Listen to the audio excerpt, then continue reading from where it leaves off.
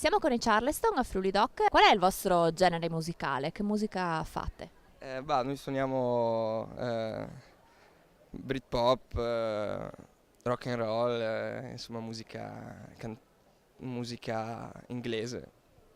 Avete già fatto un disco e avete in programma una seconda uscita. Come stanno andando le cose? Quindi bene nel vostro mondo della musica? Bah sì, quest'anno sono andate particolarmente bene e abbiamo avuto una buona primavera ma anche un autunno e abbiamo fatto un sacco di eventi importanti, insomma cose che non ci aspettavamo neanche di fare. E adesso stiamo lavorando per il secondo lavoro in più grande.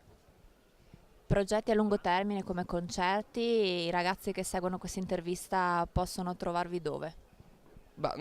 Ci possono trovare ovunque su internet, sulle nostre pagine, su Facebook, sulle solite insomma, e là c'è scritto tutto, date, concerti e foto, news.